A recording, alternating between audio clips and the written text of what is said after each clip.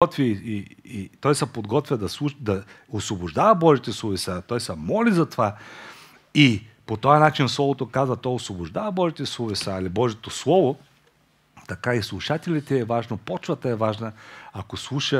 Ако слушаме така, слушайки той, който Бог изпраща и чрез който Бог говори, като такъв, който говори Божите словеса, и ние като такива, които слушаме Божите словеса, чрез Божият инструмент, канала, който Бог използва в момента, ние получаваме това, което Бог има да ни каже.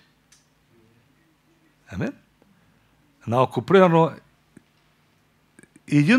едната от страните не си изпълни своята част, то тогава той, който говори, ще говори, ако говори човешки словеса, то ще си говорим човешки философии или мъдрости, но нищо от Бога. И те, които слушат, ако слушат по начин, по който слушат не гласа в гласа, а човека, те тогава приемат само информацията, човешката част. Но ние сме тези, които сме избрали да слушаме Божието Слово и по този начин да бъдем променени от слава в слава. Може да кажем амин? Алелуя! Усмихнете се малко. Алелуя! Вижте, поради това, че Бог ни е възлюбил с тая вечна любов, той и ние по същият начин, преди тая любов, имаме Неговата радост постоянно в себе си. Понеже имаме Неговото Слово, Неговите думи, предбъдващи в нас, живеещи в нас. И затова Исус каза, това ви говоря, за да може да имате моята радост и вашата радост да стане пълна. Или без радостта на Божия Син, нашата радост никога не може да стане пълна. Нищо от този свят не може да ни даде истинската радост. Амин. Така че това е много важно. И е важно да знаем, че когато си припомняме, че Бог ни дава духът на сила, до намес, унаследена, поради това, че сме част вече от Божието родословие, на агапе любовта, духът на любов, която е в сърцевината, същността на Бога, понеже Бог е любов. Той ни е дал и това е духът на себедисциплина. Да правим правилните неща в правилното време. Това означава, че може, аз по-късно ще го засегна, но има неща, които може да не ми се иска да ги направя, но аз ги правя, понеже имам Божията сила, донамес, действаща в мене, но имам и Божията любов, поради която правя това, което правя, мотивиран, която не е просто чувство, а е решение. Аз избирам да го направя. Аз избирам да се покоря на Божието Слово. Аз избирам да правя това, което е правилно. Не защото го чувствам. И прилагам духът на дисциплиниран ум. Т.е. дисциплинирам начина, по който мисля за себе си според Божието Слово, по който мисля за жена ми, за децата ми, за духовните синове и дъщери, за всеки един човек. Аз просто избирам да мога какво? Да мога да приложа тази Божия любов. И поради нея аз да мога да действам. Избрал да направя това, което да се покоря на Словото. Амин? Имам ли амин? Или само? Аз мога и сам да си кажа амин. Амин. Аз съм свикнал да си го правя. Защото се съгласявам с Божието Слово. Защото духът ми говори на душата ми. Може душата ми да не иска това нещо. Обаче аз казвам, избираме да го направя. Избирам в духа си, вече избора е направен. Защото те, които са водени от Святия Дух, те са Божии синове и дъщери. Не от душата ми. Не от моментното ми емоционално състояние. Може да съм сърдит за нещо, примерно, на жена ми. Случва се. Да не бъде така е. Но когато тя ми каже, трябва да се свали букука, да се направи или какво си, много пъти ме е питала, искаш ли да изхвърлиш букука или да направиш нещо, или нещо има да се направи. Което е, аз казах, не искам, но ще го направя, защото те обичам. Тоест това няма нищо общо с моето искане, моето моментно емоционално желание в момента. Мога да съм сърдит, обаче това не означава, че спирам да обичам. Примерно нещо, после ще го споделя. Нека съм сърдит, да се стросна и да й кажа, да я нараня, да я нарежа, нали? Защото някой път човешкият гняв иска да се представи, че върши Божията воля. Да накълцаш. Нали? Не. Изчаквам да мине това. И след това и казвам, кое ме по някакъв начин ми е обидело, наранило и така нататък. И обратното. Тя по същия начин към мене. Но така е в нашите си взаимоотношения. И разберете, по същия начин, разберете, не мога да позволя и не трябва да позволя, но говоря, че е ключово важно, не мога да позволя душата ми да бъде водещата. Защото тя не знае как да води. Тя трябва да бъде водена от духа, който е новороден в мене, в тебе и във всички, които сме станали ново създание в Исуса Христа. И ние се учим постоянно на това. Това е постоянен процес, в който ти вземаш от Бога, ти познаваш Бога, познаваш любовта Му и ставаш в душата си онова, което си приел от Бога в духа. Като покоряваме душите си под авторитета на Божието Слово, на Святия Божия Дух и позволяваме това Слово да ни променя. Може да кажем амин?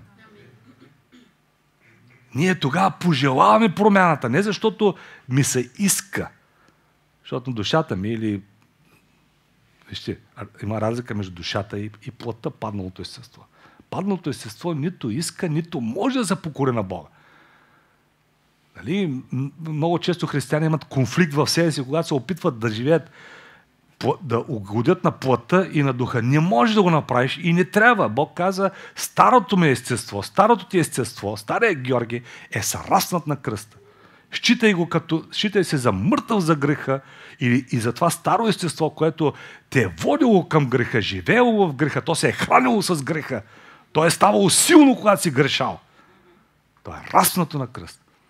И сега, според новото създание, което си е правил, израствайки чрез Словото, което се храниш всеки ден, не кажем всеки ден, ние израстваме в това познаване на Бога и на Божията агапе любов, с която сме възлюбени.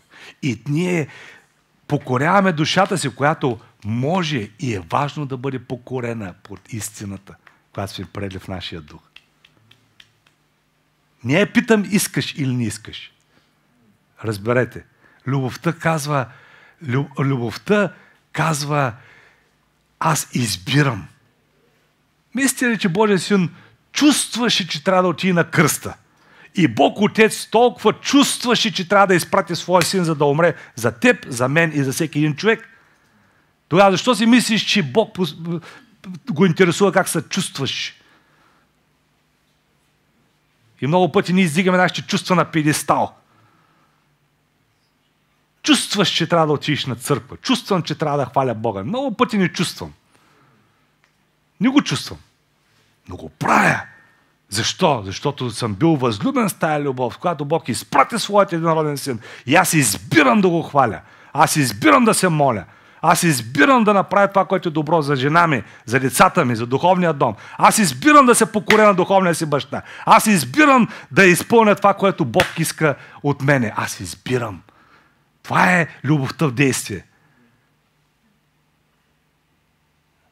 Това е което ме мотивира. Това е което мотивира теб. Това е което мотивира Бог, Отец, да изпрати своят единороден син за нас. Той избра. Бог има чувства, но той не ходи според тях.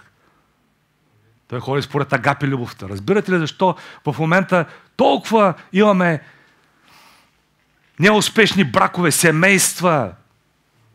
Защо? Защото хората следват чувствата си. Аз се чувствам така. Но вижте, завета не винаги нито го сключваш поради чувства, нито ходиш в него поради чувства, а ходиш поради агапе любовта. която е в основата и тя разпалва всяко друго чувство, от което имаш нужда. Амен?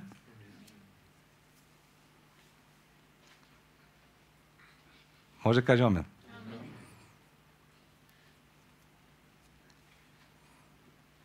Може да направите място. Има ли място, къде да се седне? Има. Добре.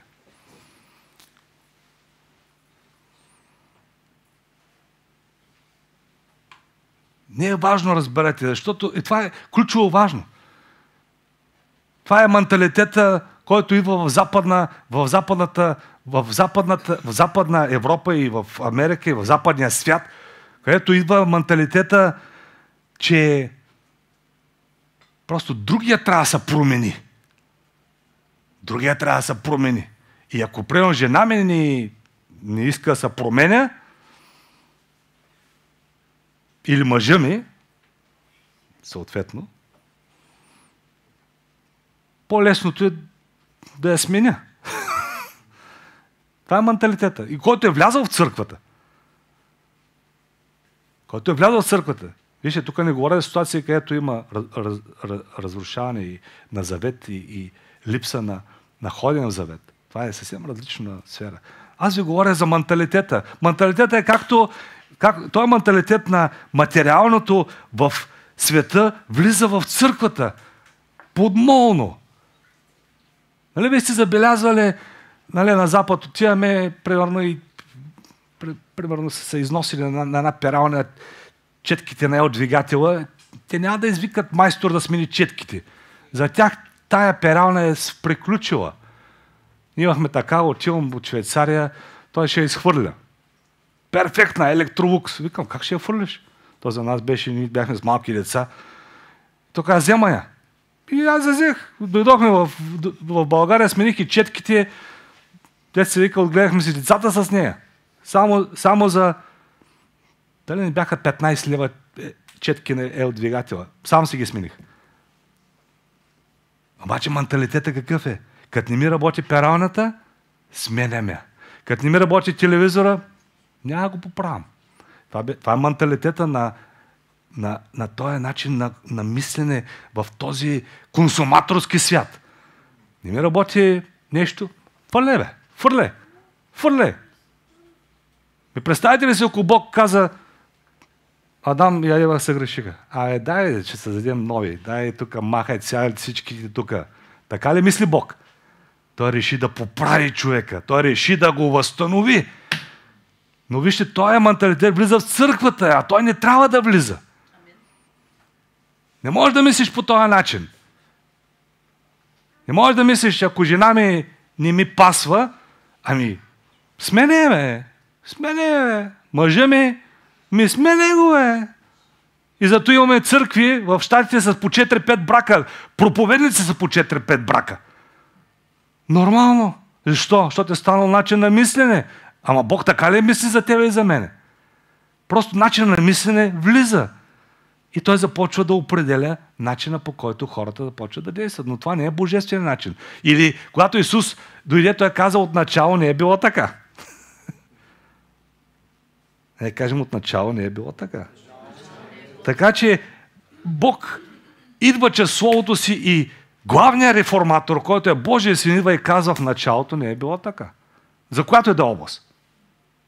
Защото той го каза в тая, но той винаги идва и казва, в началото не е било така. Той дойде да възстанови човека в това, което е било преди грехопадението. И още повече да ни направи части на Неговото тяло. И да бъдем един дух с Него. Защото ние, които са се съединили с Господа, свързали в този вечен завет, един дух са станали с Него. Една пневма сме станали с Него. Може да слава. И тогава Той е, който ни учи. И ни учи, че не можем да ходим според нашите емоции и чувства. Защото по този начин ние няма да извършим това, което от първо в нашия си личен живот, в нашите семейства и бракове, с нашите деца, с нашите домове, с духовните домове. Мислите ли, че Бог се удоволства да вижда светския начин на мислене да влиза в домът му? Не. Защото писанието казва любовта към света, към това, което е светен. Говориме похота на плътта, пожеланието на очите и гордостта на живота не е от Бога, но от света. Аз не мога да обичам това, което Бог мрази. Твоето и моето ново създание мрази греха и мрази това, което идва от духа на този свят. Защо? Защото ни отделя от Бога. Защото носи тъмнина, носи разруха. Амин? Така че много е важно, когато идва Словото към нас, ние да можем да правим това, което Бог идва и ни говори и ни разкрива духовно, практично да променя живота ни. Но въпросът е, че когато ние прегърнем това Неговото Слово и прегърнем любовта, с която Той ни е обикнал, ние започваме на всяко едно ниво да я прилагаме. И аз предния път ви говорих за това нещо. Че не можеш, ако Бог те е възлюбил, със същата любов, с която Бог не е възлюбил, ние, писанието казва, сме обикнали, отвърнали на Него на първо. И през Неговите очи е важно ние да обичаме себе си в дух, душа и тяло. И на първо място я прилагаш в твоя живот. Не е егоистичната любов, за която говорим, където хората са себе центрични и себелюбиви. Тоест, използвайки филео любовта. Аз избирам да се обичам по начина, по който Бог ме обича. Не защото го чувствам. Не защото, пак ви казах и предния път, много е важно това да го приложим в нашия живот и да се молим в този кайрос Бог да ни открие още повече любовта, с която ни е възлюбил. Която Божия Син дойде да донесе от небето, да разкрие сърцето на нашия небесен баща. Защото за това се яви Божия Син. Той дойде да открие, да разкрие кой е нашият небесен баща. Кой е нашия небесен отец? И да открие любовта му, с която той ни е възлюбил. Амин?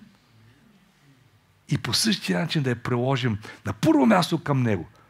Защото ние видяхме от Йоанна 17 глава, където писанието казва, че със същата любов, с която Бог Отец е обикнал своят единроден Син, той е обикнал теб, мен и всеки един от нас. И всеки един човек, който откликне на тая любов. Защото любовта на Бога е еднаква към всички хора, но който откликне, той може да я приеме и да влезе на мястото на синовство в Исуса Христа, за да я опита в дълбочина, да я познае в дълбочина и да познае каква е широчината и дължината, височината и дълбочината на Божията любов, която никой разум не може да схване. Амин? И тогава ние, познавайки тая Негова любов, ние отвръщаме на първо място на Бога. И тогава ние казваме, Господи, обичам Те цялото си сърце, цялата си душа, всичкия си ум и за всичката си сила. И тогава Бог казва, и сега, както Ти виждаш себе си през моята любов, и аз съм Ти обикнал, Той казва, обикни себе си. Говори на твоята душа, че е възлюбена. Защото е възлюбена. Дори вземи решението да обичаш себе си. Вижте, много пъти има хора, които разберат, ни приемат, аз ви казах, дадени части от темперамента си. Не може да промениш темперамента си. От характера си. Характера може да го промениш. Той трябва да се променя. Амен? Темперамента не можеш. Трябва да го възлюбиш. Но неща в характера, които виждаш, че Бог не са според Словото му и според стандарта на Бога, не са според характера Исус Христос. Там е където ние се променяме. И чрез уникалния темперамент, който Бог ни е дал, който е неповторим. Може да има... Няма еднакви сангвиници. Винаги има нещо, има комбинация. Някой път е комбинация между 4 темперамента. Сангвиник, холерик, меланхолик, флегматик. Даже учените говорят за пети, говорим за психолозите, които се занимават с тези 5 темперамент. Но винаги е комбинация. Винаги е комбинация, разберете. Въпросът е, че ти, аз имаме уникален темперамент. И ние трябва да го обикнем. Ти може да кажеш, ама не ми харесва. Вземи решение да го обичаш. Вижте как работи практично Божията любов. Тя е решение да приемеш себе си по начина, по който Бог ти е приел.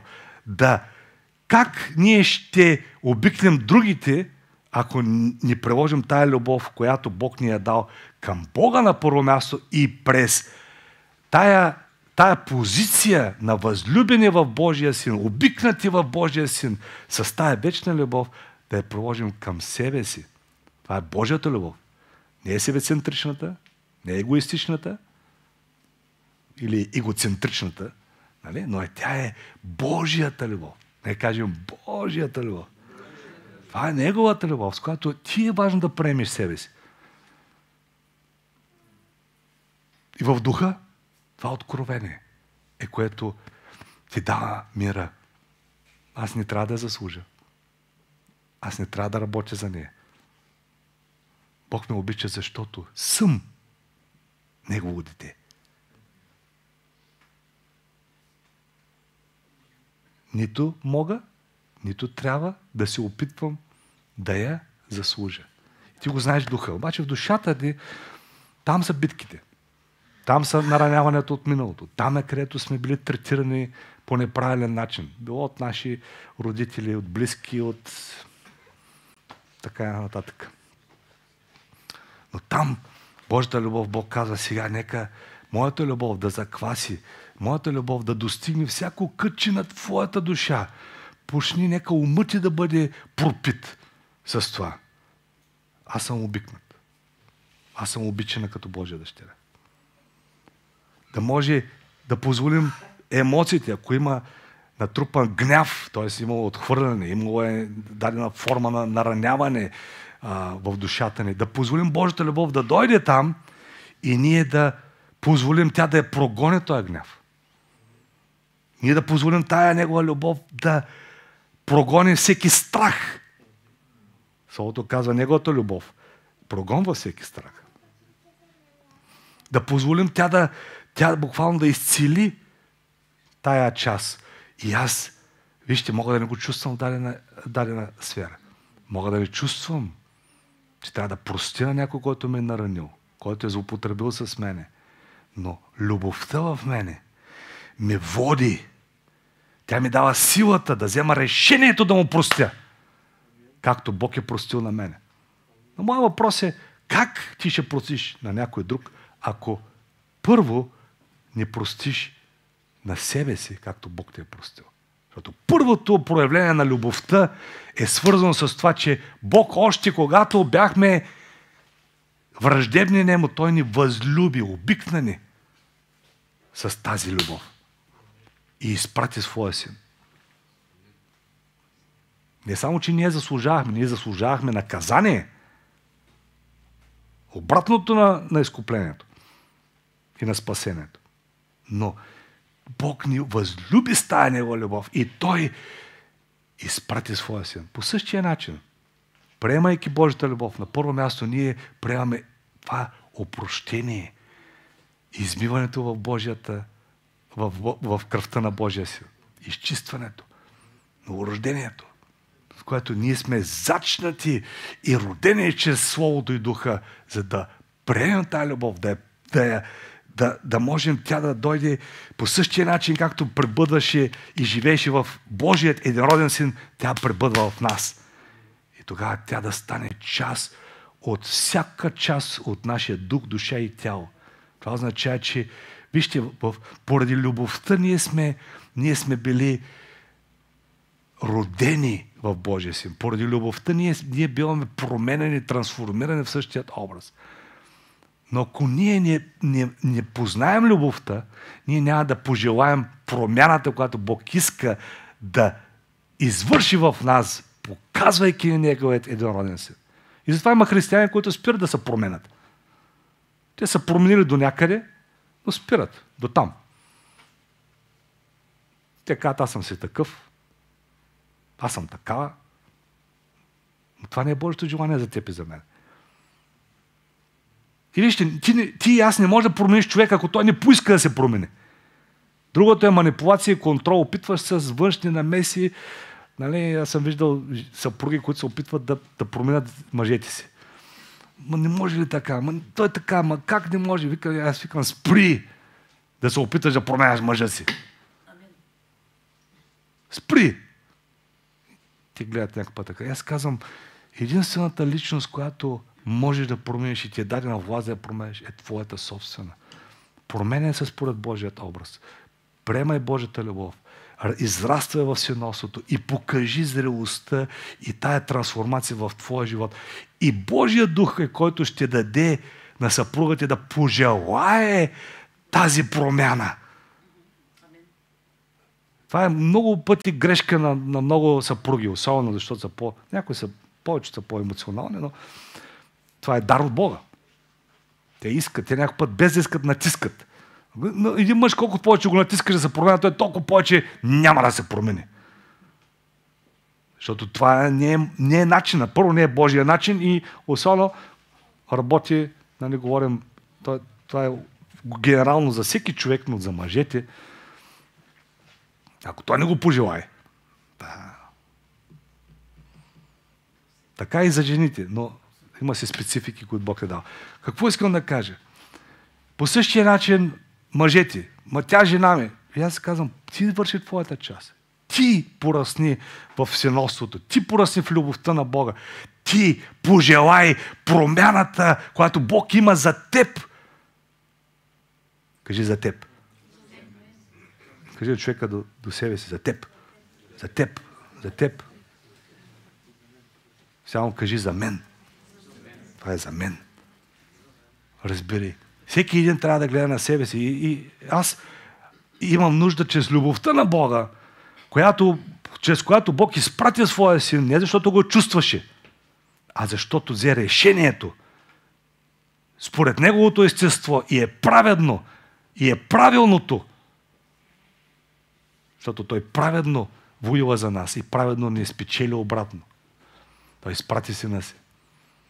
Защото това беше решението, водено от неговата любов. И аз казвам, вземи решението ти да се промениш. Ти да познаеш тая негова Божията любов.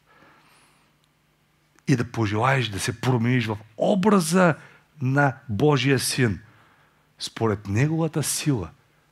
Тогава ти, когато приемаме Божията любов, ние и тая любов я познаем и я преживеем, ние пожелаваме да се променим чрез тая любов. Разбирате ли? Затова е толкова важно откровението за любовта на Бога. Любовта на нашия небесен Отец, нашия небесен баща, който е показал тая любов и огромната си добрина, изпращайки своят единороден син. И в Исуса Христа той показва всеки ден, ни открива своята добрина. Амен? Заради това дойде Божия син. Да разкрие любовта на Отец, да разкрие сърцето на Отец. Но ключово и жизненно важно за нас като Божии синове и дъщери, за да не спира тая промяна, ние колкото повече приемаме Неговата любов, преживяваме я, отвръщаме на Него с тая любов, превързане с Него, прилагайки тая любов в нашия живот, в дух, душа и тяло пак. Ние пожелаваме да станем повече като единродния Божия син, в чийто образ той ни се открил. И ни се открива. Ние избираме и тогава ние се променяме. Ако е спряла промяната в твоя живот, е понеже си спрял да растеш в любовта на Бога и си спрял да растеш в прилагането на тая любов, познаването, преживяването на тая любов и тая любов да те промени. Защото Бог ни променя в атмосферата на Неговата любов. И когато ние позволим, тя пребъдва в нас и ние пребъдваме в любовта, ние искаме да се променим. И когато в едно семейство мъжа има такъв климат, жената има такъв климат, тя промяната е постоянна. В мъжа, в жената, в семейството им, децата им, защото небесният климат е там. И всеки един прави своята част водени от любовта, вземайки решенията поради любовта на Бога. И тогава всички други видове любов, те се разпалват поради това, че любовта агапе гори в нас, тече в нас, бива разпалвана в нашите сърца. Може да кажем амен. И това е много практично, разберете. Това е много практично.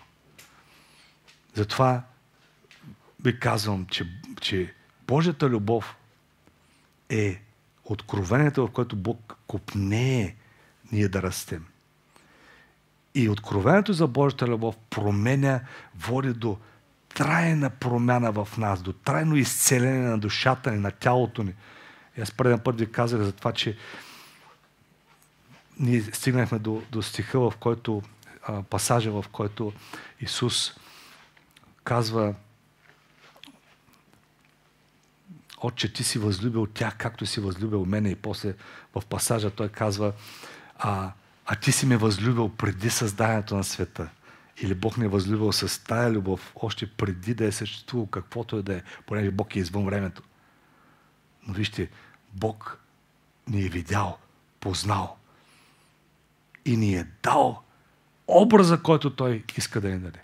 И затова е важно, разберете, да се научим как да, приемайки тая любов, да я преживяваме, да отвръщаме на Бога с цялото си сърце, с цялата си душа, всички си ум и сила. И това е, което Писанието нарича завръщане към първата любов. И тогава да може по същия начин, да може чрез Неговата любов, нашата душа да преживее това усиновление. Тоест да й говорим, да знае, да допуснем тая любов. Покорявайки се под Словото и благодата, разберете, и любовта на Бога, която е сърцевината на Божието естество, на Божията благодат, започва да изцелява. Всяка част, която сме покорили под Словото Му, под благодата и там е, където тече и любовта Му, Неговото естество, което в същността си Бог е любов, идва и изцелява. Изцелява душата ни. Изцелява, променя начин на мислене. Но вижте, тя изцелява и волята ни. Има хора, които трябва да бъдат освободени. Били са под дадено робство, на грях, на дадени неакуратни навици. Някъде е било злоупотребено и има хора, които волята им имат слаба воля. Казваме слаба воля, т.е. безволиви някой път ги наричаме. Те не знаят, много лесно се влияят от чуждото мнение. Не могат да устояват вътрешните убеждения, които Бог им дава. Защо? Защото волята им има нужда също да бъде изцелена, възстановена, оздравена, за да може решенията, които вземат, да бъдат на базата на вътрешни убеждения, които Словото е донесло, които те са приели и чрез мотивиране, познаващи и мотивирани от Божията любов, те вземат правилните решения за живота си, за браковете, за семействата, за бизнеса, за служение, за всяка една област. Амин? Така че това е ключово важно за нас, Божи хора. Жизнено важно за нас. И по този начин ние да приемаме, аз ви казах, за телата си. Важно е да обичаме, да изберем да обичаме. Душите, които са Божии, телата, които са храм на Святия Дух. Да приемаме себе си, както Бог ни е правил, да обичаме себе си.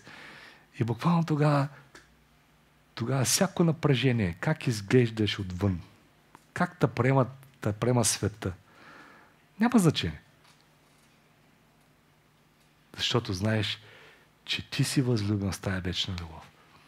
Правиш най-доброто с това, което имаш, изграждайки, обновявайки душата си, тренирайки умът си, тренирайки емоциите си, волята си, което е част от всичко онова, т.е. любовта действа. Амин. Това не кажеш просто, аз съм се приел какъвто съм си, се обичам и спирам да се променям. Не! Нали, предния път някой, защото тук казах, трябва да обичаме всяка част от тялото си и е така. Някой каза, обичаме и коремите си. Да, обичаме ги, но това не означава, че трябва да ги пуснем да растат. Нали? Това, че го обичаш, означава, че се грижиш. Ние знаем вече, че какво? Че всяка клетка, дори вижте, учените установяват, едно от откритията са, че дори масните клетки са точно определени. Те просто са пълнят и растат на обем. Но после те са за да складираш нещо, което после трябва да го използваш. Не само да тъпчеш в склада, нали? Но трябва да го използваш. Това означава, че ние обичаме тялото си, обичаме всяка част от тялото си, всяка клетка на тялото си, но искаме да се грижим. Щом го обичаме, ние се грижим. Това означава, че като разбереш, че прекалено много си складирал, значи трябва да извадиш малко от склада, да използваш това нещо. Това става с пост, с молитва, с дисциплина в храненето, с начин на хранене на живот да промениш. Нали? Не с моментни състояния, където наказваме тялото си. Ти ще видиш сега. Не. Обичайки го. Грижайки се за него. Тоест това означава правилната... Нали, казахме кои са важните неща. Да му дадеш чист въздух. Да може да има движение, правилната храна, спане или сън, почивка. Това са неща, които са важни.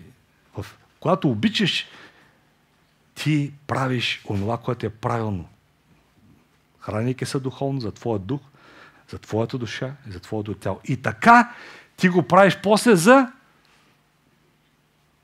тези, които са около тебе. На първо място ти я прилагаш тая любов към себе си и я прилагаш към брачния си партньор, ако сте семейни, или към семейството си, към Божието семейство, която е църквата. Амин? Нали? Защото Словото ясно казва, че никой никога не е намразил тялото си, т.е. говорейки за отговорността на мъжете, но се храни го, грижи се, облича го. Нали? По същия начин са длъжни и мъжете да се грижат за жените си. Тоест, вземайки пример от Христос, нали, от своя страна пък жената има нейната част, където да може да ходи под властта на мъжа, да ходи покрита, да го респектира, да го подкрепя, да се моли за него, нали, да го благославя, както е била благословена от Христос и както и мъжа благославя съпругата си. Словото казва, че Христос измилча Словото, т.е. говори Словото, което е Слово на живот, на благословение, на изкупление. Амин? Днеска малко повече практично и говоря върху стиховете, но вярвам, че искам да си прочете стиховете, които предния път дискутирахме. Дадах ви 15, 16, 17 глава да си прочетете за домашно. Просто няма да имам време и не го усещам в момента, че трябва да премина към следващите пасажи. Имам още няколко пасажа, които ще продължим да разглеждаме, но това мисля, че Господ искаше да намести практично много неща, които ще ви помогнат във вашето лично ходене. Как да го приложите във вашия личен живот, как да го приложите във вашите семейства, как да го приложите на работното си място. Словото е много практично. Слава да бъде на Господа! Амен. Но как да се научите да преживявате тая любов? Как да се научите да благославяте себе си? Как да се научите да си прощавате като сбъркате? Аз хора, които наистина са скъпоценни Божи синове и дъщери, съм видял това като пример. Които казват, те го изповядват, но разберете, това е модел на мислене. Това е начин, по който те не са познали Божията любов. Те са казали, какво са казали? Казват си, аз не мога да си простя това. Взели са някакво погрешно решение. Не можеш да го кажеш това нещо. Ти по този начин отваряш врата за дух на непростителност в твоя живот. Ти ще го отвориш към себе си, но ще ти бъде трудно да простиш и на другите. И както в началото ви казах, чисто практично, Божията любов, която сме приели, на първо място се изразява в това. Както Бог ни е простил, така ние да простим на себе си. Както Бог е простил и ние сме били простени и ходим в простителност, Божията любов се прилага в това. Как аз прощавам на другите. Значи един от критериите за израстване в Божията любов е колко бързо можеш да простиш. Това ми е индикатор. И колкото повече аз израствам в Божията любов, много по-бързо ме... Вижте, не е моята, не е твоята сила, а е Божията сила, Божията любов в мен. Защото по-човешки ние не можем. И затова не се опитвайте по-човешки. Ти кажеш някой просител, казва, не мога. И аз тогава казвам, отиди и приеми от Божията любов и от Божията прошка. Нека се отворят очите ти да я преживееш. И това, което си приел, дай го. Към себе си го приложи, към другите. Но един от индикаторите за това как и доколко ние сме пораснали в Божията любов е колко бързо прощавам. Амен? Едно от усъвършенстването, ние следващия път ще говорим за това, че има нужда да се усъвършенстваме в Божията любов, е доколко аз се засягам от мнението, говора на другите, доколко това нещо засяга душата ми. Човек, който познава Божията любов, не се обижда лесно. Защото знае, че е възлюбен. Не се обиждаш. Не се сърдя. Тоест, колкото повече познава Божията любов, времето на страднята или на това, колко време ще бъда се скъсява. Сме ли се? Нали? Аз не мога, аз съм бил удивен, хора не си говорят със седмици в едно семейство, не си говорят с месеци. Имаше едно семейство на мой приятел. Година и половина баба му и дядо му не си говореха, защото се бяха скарали, бяха сърдити. И аз казвам, това не може да бъде. Аз първото, което не съм го видял в нашето семейство, слава на Бога. Но това нещо не си говорят, разминават се, нали, защото ние бяхме комши и те се разминават. Аз ги виждам, че се разминават, ама не знам. После това ми казваме, те са сърдити. 1 година и половина не си говорят. 1 година и половина загуба на живота ти. Това направо не мога да го разбера, но вижте какво прави духът на непростителност. Ограбва живота на това семейство. Въпросът е, че ограбва живота на много християни. Но когато имаш любовта в себе си, ти бързо прощаваш. Не само това, но когато си изграден и израстваш в тази любов, никой не може да те обиди. Защото ти знаеш кой си. Ти си пораснал в тази любов. Ти живееш в тази любов. Дори някой да ти говори неща, които са обидни думи. Не. Аз не ги приемам, защото знам, че не са истина. Знам, че моя баща в моя Господ и Спасител Исус Христос ме обикнал с тая вечна любов. И това е непроменило. И това, което Той казва за мене, е валидно за днес и за вечността. Не това, което хората, света казва за мене, който и да е. Ако не е според Неговата дума, аз не го приемам. Амен? Неговата дума на първо място. Не е думата на мъжа ти, на жена ти, на родителите ти, Божията дума. Защото някой път и родителите правим грешки. Децата е важно да бъдат възпитани на място, където те да знаят тяхната идентичност в Христос. И когато родителите правят грешки, да знаят как бързо да си поискат прошка и децата от родителите и бързо да се възстановяват. Защото човек, който обича, избърка в нещо, той бързо иска прошка. Той казва, сбърках. Извинявай. Гордостта и себеправедността ти пречи. Ще умине. Или ще мине. Знаеш, че не си прав. Че... Святия Дух казва, извини се.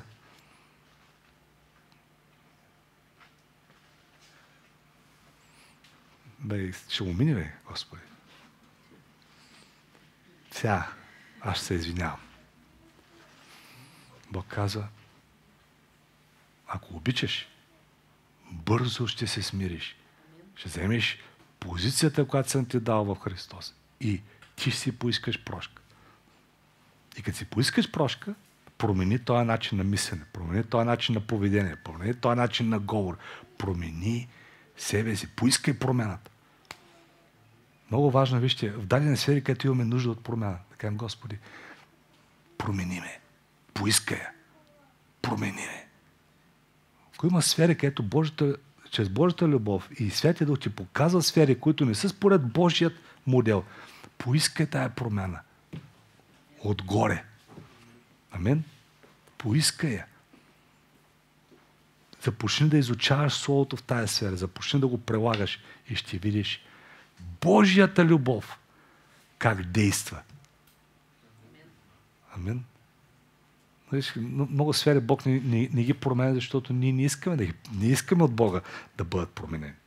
И Бог казва, до там, където ме допуснеш, аз ще дойда и ще променя. Ще общувам с тебе, ще се открия. До там, където хлопам и ти отвориш вратата на твоето сърце, на твоята душа, на твоя ум, на цялото ти създание, аз ще дойда и ще вечерям с тебе, ще общувам. И когато аз дойда там в тази сфера, всичко се променя. Когато Исус дойде в областта, в която ние отворим тая сфера, всичко се променя. Той носи Божията любов. Той няма да дойде да се накара. Дори да те коригира, Бог го прави с любов. Той го прави с любовта. Много пъти, когато Господ ме коригирал, съм чувал гласа на Бога с строгост, но пропит с Божията любов. Когато Бог ми говорил и нали, както ние някой път чуваме от не знам кой си път. Но Бог ни привлича вниманието. Защото ни обича. Амин? Слава да бъде на Господа. Така че нека да приемаме тази Негова любов. Нека да ходим в тази Негова любов. Защото от Него сме родени. И защото тая любов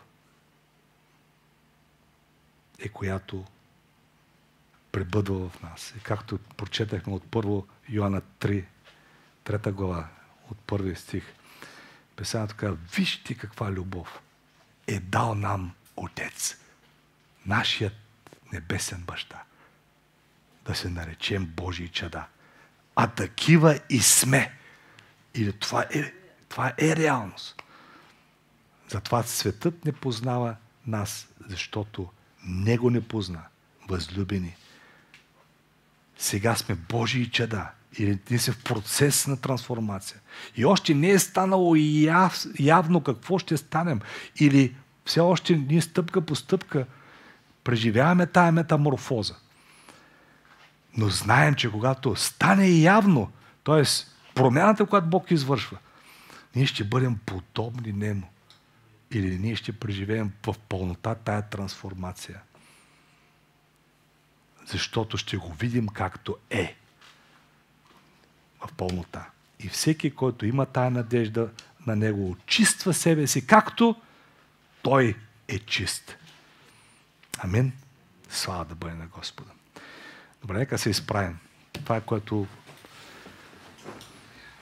Разбрахте ли го това?